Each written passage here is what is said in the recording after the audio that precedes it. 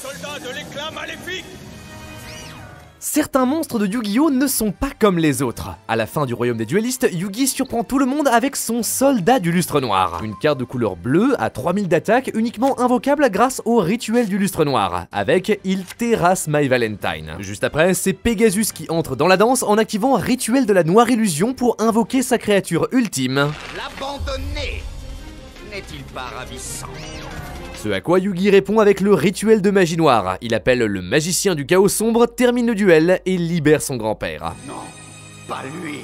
Pas lui! Aucun doute, les rituels sont les stars des premières années de Yu-Gi-Oh! Présentés comme le summum de la puissance, alors que, en vrai, personne ne les joue. Même si certains sont très appréciés par les fans, bizarres et difficiles à invoquer, la majorité n'a jamais passé la porte d'un tournoi. Est-ce que ça veut dire qu'ils sont nuls? Non. Certains sont intéressants, et d'autres ont même failli casser le jeu tout entier. Moi c'est Théromique, et enfin on parle des rituels, une des mécaniques les plus originales de Yu-Gi-Oh! Quels sont ses problèmes? Pourquoi est-ce que presque personne ne les joue? Et malgré tout, comment elle a réussi à briser le jeu? Pourquoi les rituels sont nuls? En septembre 2002, dans Maître des Magies, les joueurs découvrent 4 de ces monstres bleus, chacun avec leur propre carte rituelle. Pour les invoquer, tu dois avoir les deux en main et sacrifier des monstres sur ton terrain ou dans ta main dont la somme des niveaux est égale ou supérieure à celui du rituel que tu souhaites sortir. Pour invoquer Burger affamé, tu dois donc l'avoir en main avec recette de hamburger et sacrifier un monstre de niveau 6, 2 monstres de niveau 3 ou alors 3 monstres de niveau 2. Ça fait beaucoup. Là où les fusions sont dans ton extra deck, pour invoquer une rituelle, il te faut minimum 3 cartes, souvent 4 d'ailleurs, dont 2 spécifiques. Si tu pioches la magie mais sans le monstre, elle te sert à rien, et pareil pour le monstre sans la magie. Alors ok, t'as quelques manières de les chercher dans ton deck, comme Oiseau Supersonique ou alors Sanju aux 1000 mains, mais ça reste très fragile. Surtout, les premiers rituels sont décevants. Gardien du crâne, la bête masquée, baleine forteresse, aucun effet, juste de l'attaque. Autant jouer un dragon blanc aux yeux bleus, qui est beaucoup plus simple à sortir. Le seul qui vaut un peu le coup, c'est le renoncer. Rituel de niveau 1, donc moins dur à mettre sur le terrain, il peut voler un monstre de l'adversaire et l'utiliser comme protection au combat. Cool, mais ça reste très lent et fragile. Tu pouvais le croiser de temps en temps, mais il n'a jamais eu de grande réussite en tournoi. Les premiers joueurs de Yu-Gi-Oh ne s'embêtent pas avec des mécaniques compliquées. Ils préfèrent des petits monstres avec de bons effets pour ne jamais tomber à court de cartes. Te débarrasser de la moitié de ta main pour invoquer un seul monstre bleu, c'est de la folie. Il faudrait vraiment qu'il soit surpuissant.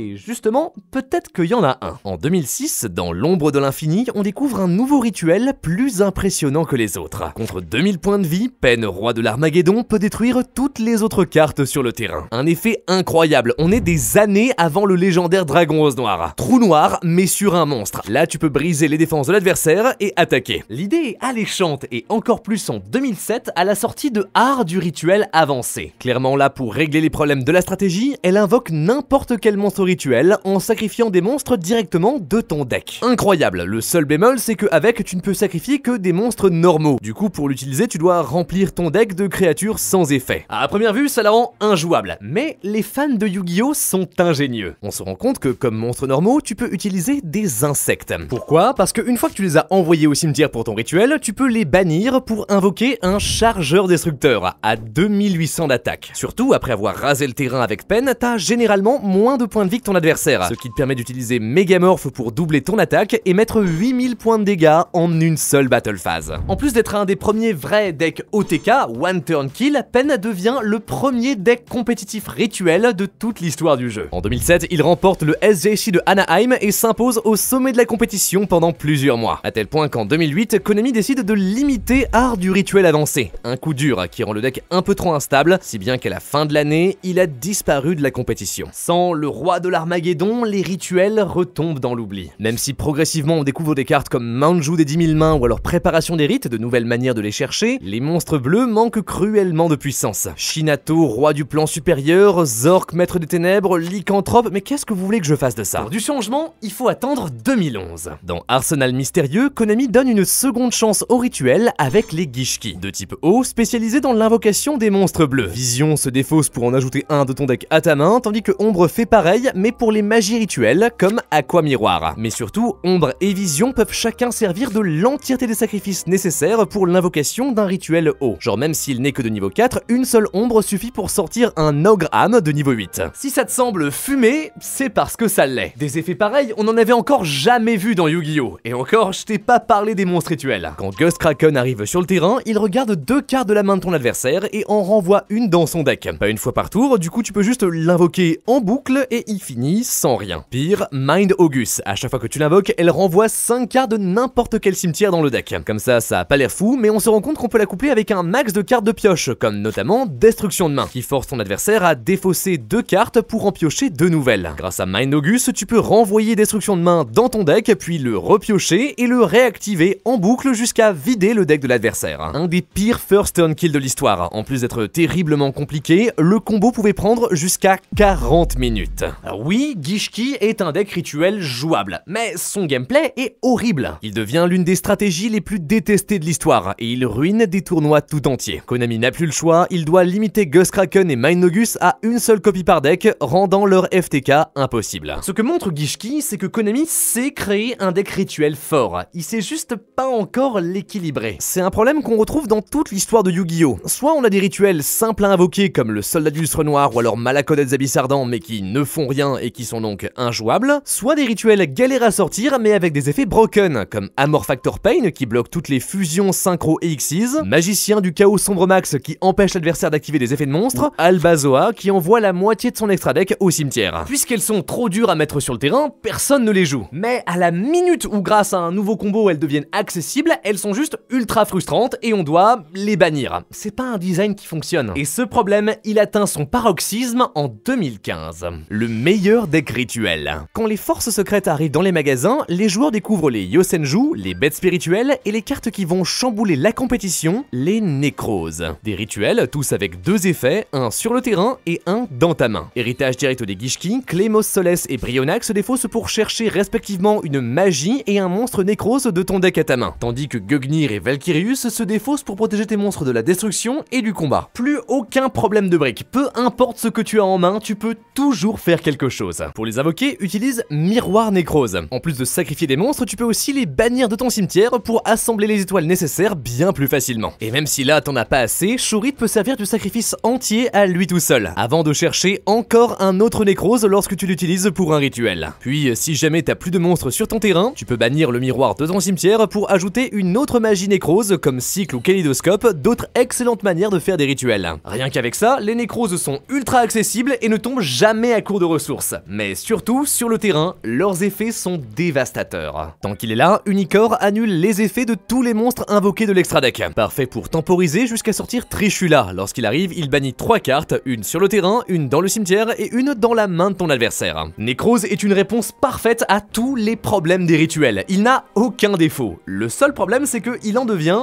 trop fort. Bien au-dessus de tout le reste, il devient immédiatement le meilleur deck de son époque, de très très loin. On le voit partout. Le problème, c'est que quelques années plus tôt, on avait eu Démon Djinn, juge des rituels. Niveau 3, mais lorsque tu veux invoquer un rituel, tu peux le bannir de ton cimetière comme l'un des monstres de son invocation. Et si tu le fais, tant que le rituel que tu as invoqué est sur ton terrain, ton adversaire ne peut pas invoquer spécialement. Point. Une barrière terrible, quasi impossible à passer. Tu envoies Djinn de ton deck au cimetière avec Shen Lavalval, puis tu l'utilises pour un Unicorn que tu protèges au combat avec un Valvirion et du ciblage avec un Trishula. Ton adversaire est piégé. Une horreur. Le seul qui peut le battre, bah c'est lui-même. On entre dans un format tier 0. Nécrose est tellement oppressant que pour avoir une chance, t'es obligé de le jouer. Pendant plusieurs mois, le deck règne en maître. La seule manière de la battre, c'est la banlist. Démon Djinn et Shorit sont interdits, tandis que Brionac et Unicorn sont limités. Malgré ça, il arrive quand même jusqu'en finale du championnat du monde de 2015, vaincu par Sattel Chevalier, un deck rempli de pièges spécialement là pour le contrer. Voilà à quel point on en avait peur. Finalement, à coup de restrictions, on se débarrasse des nécroses. Konami, traumatisé, jette l'éponge. Si on n'arrive pas à équilibrer les rituels, alors on va juste arrêter d'essayer. La fin des rituels. Dans les années qui suivent la fin du règne des nécroses, les rituels disparaissent de la compétition. On a bien quelques tentatives, comme Shino Baron, des rituels Spirit, avec de très bons effets mais qui retourne dans ta main à la fin du tour, Magiclé, un mélange de rituels, synchro, fusion et Xyz, Libromancien, où les rituels représentent les personas, les stands de leurs monstres respectives, ou Nouvelle, un deck très drôle qui remet le burger affamé au goût du jour, au centre d'une série de démons inspirés de la haute cuisine française. Alors tout ça sur le papier c'est cool, mais en pratique ça marche pas. Chaque deck passe tellement de temps à trouver des manières de mettre des rituels sur le terrain qu'elle n'a pas la place de leur faire faire des trucs. Donc même si leurs concepts sont bien, ils sont toujours inconstants ou trop fragiles, en dessous des autres decks de leur époque.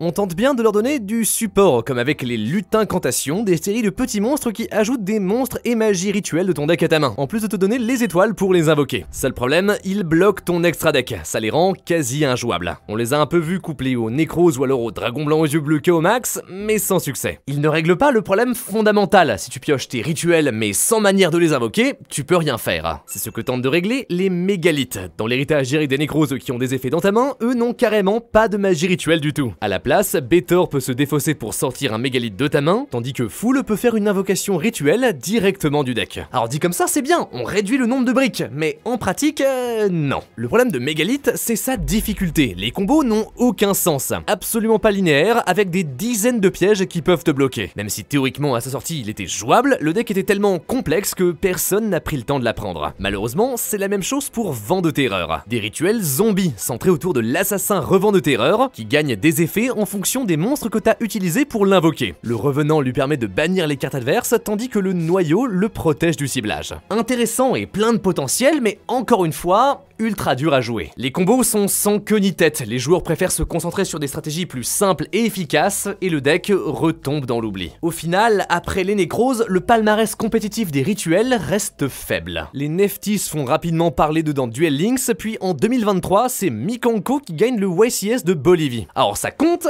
mais pas vraiment. Alors oui, techniquement, le deck tourne autour de Oime la manifestation Mikanko. 0 d'attaque mais indestructible, qui renvoie à l'adversaire tous les dégâts qu'elle reçoit. Une sorte d'OTK mais inversé. Sauf qu'en réalité on s'en sert surtout pour un combo qui invoque Golem Acide, une Xyz qui empêche son contrôleur d'invoquer spécialement d'autres monstres. L'idée c'est qu'ensuite tu le donnes à ton adversaire pour le bloquer lui. Oime n'est pas la seule dans ce cas-là. Soravis peut se défausser pour protéger un de tes monstres d'un effet qui le cible, tandis que Illusion du Chaos se révèle dans ta main pour chercher une carte qui mentionne Magicien Sombre. Des effets très puissants qu'on a vus au sommet des tournois, sauf que du coup tu les invoques jamais, c'est des outils dans d'autres decks. Est-ce que c'est le destin des rituels, des cartes isolées, condamnées à l'oubli? Non. Il reste encore un espoir. Réinventer les rituels. En 2020, alors que tout le monde commençait à oublier les monstres bleus, arrive Impact de la Genèse. À l'intérieur, 3 decks. Les Magistus, les Evil Jumelles et celui qui a tout changé, Drytron.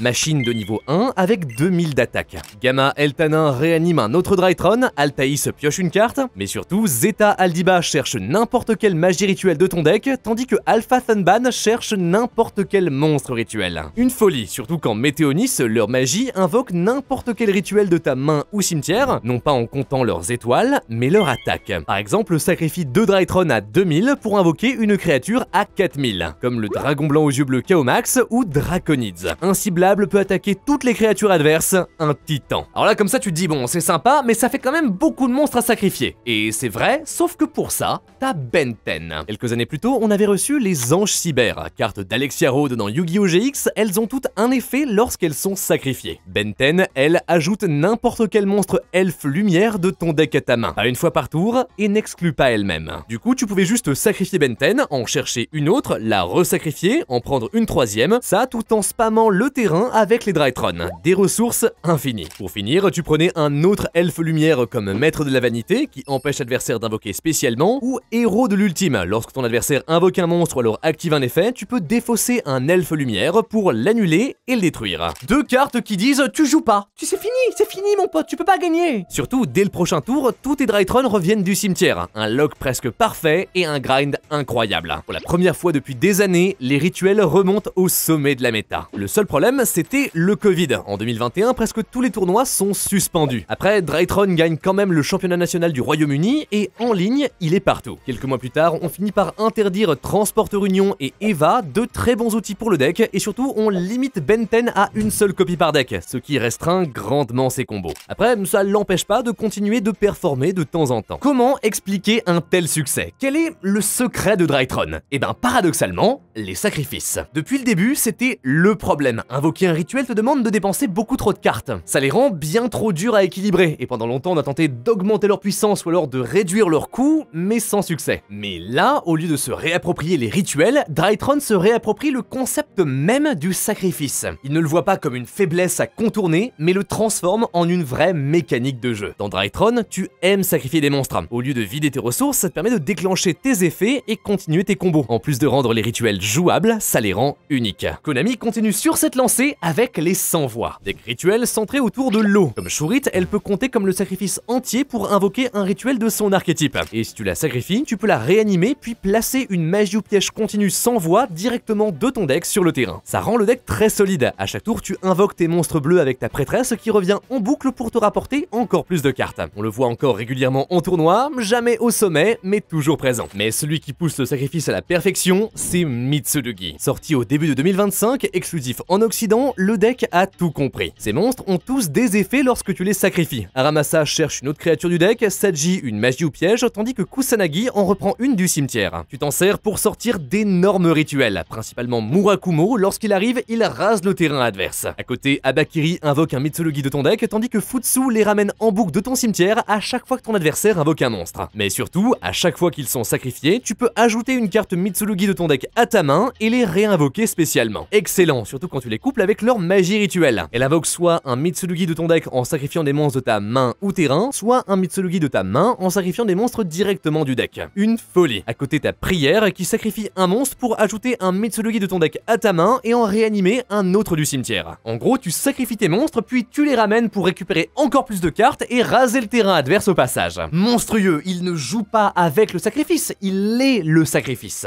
Immédiatement, sans que personne ne le voie venir, il grimpe au sommet de la compétition. Au championnat de France de 2025, il est partout. C'est le deuxième deck le plus représenté du tournoi. Moi-même, je l'ai joué, couplé au démon forgeron, une stratégie qui m'a mené jusqu'au top 128. Si tu veux voir comment j'ai fait, tu peux retrouver mon récap sur ma chaîne secondaire. Et en description, t'as le lien vers Duel Academy, le guide qu'on a monté avec Gabriel Soucy, champion d'Europe et vice-champion de France, qui rassemble tout ce dont tu as besoin pour performer en tournoi. Ce qui est fou avec les Mitsurugi, c'est que même s'ils sont très forts, aucun d'entre eux n'est réellement injuste. Ils fonctionnent juste très bien ensemble, et surtout, ils sont uniques. T'as pas l'impression de jouer à un deck combo sans saveur comme il y en a tellement. Le concept du sacrifice, jusque-là encore très peu exploré, rajoute de la saveur à l'ensemble. Enfin, après 25 ans, les rituels ont trouvé leur place dans le jeu. Pas tier 0, pas injouable, mais puissant, équilibré et unique. Konami a trouvé la formule, et aujourd'hui, tout le monde les joue. Malgré leur histoire compliquée, les rituels montrent que dans Yu-Gi-Oh, rien n'est jamais perdu. En se posant les bonnes questions, même la pire des mécaniques peut être sauvée. Il suffit de trouver ce qui la rend unique et transformer ses faiblesses en ses nouvelles forces.